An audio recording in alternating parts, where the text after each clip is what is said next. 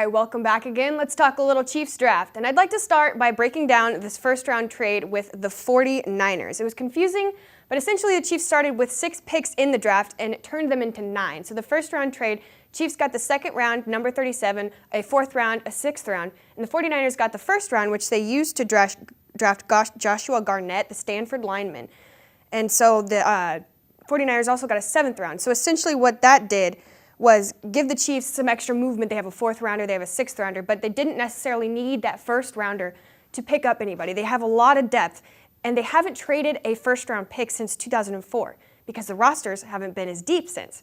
So the Chiefs get more picks in a draft where they're already missing key middle draft selections in the 3rd round, which is thanks to Roger Goodell and the organization contacting Macklin a little too early.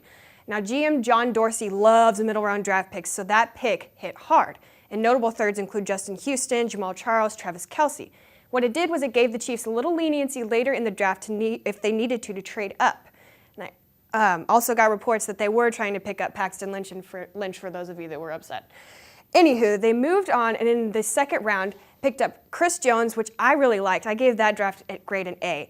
And then they also got Kavari Russell, and I like that one as well. That's going to add a lot of depth in the cornerbacks, which is something that we need after Sean Smith was signed with the Raiders with a massive deal.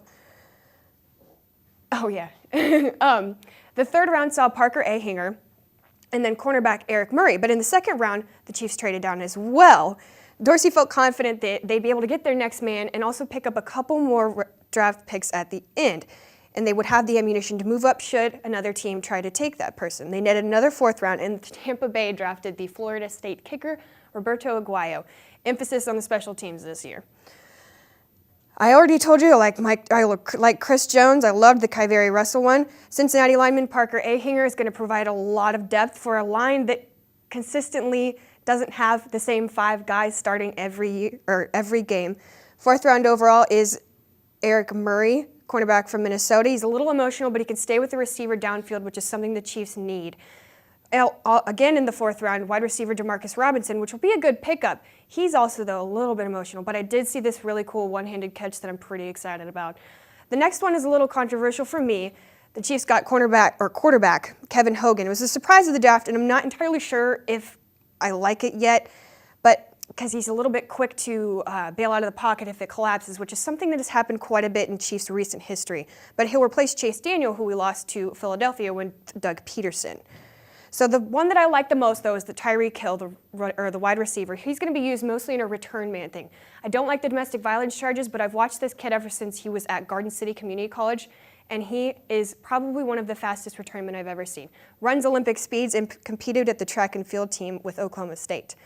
Overall, I think that I would have to give the Chiefs a B, just because it is always disappointing to see your team move out of the 1st round, when there's, especially in a draft that is such a great defensive draft, and try to grab somebody like Miles Jack or somebody like Jalen Smith or Jalen Ramsey or Jalen Smith. And either way, Pro Football Focus gave him a B-. CBS Sports gave him a B-. SB Nation gave him a B.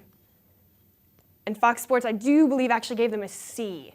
I gave them a B, so probably because I'm a little bit too much of a fan to really look at it from an outside perspective at this point. Either way, I'm looking forward to a great season, and I'm also looking forward to beating Kevin's Broncos twice as well.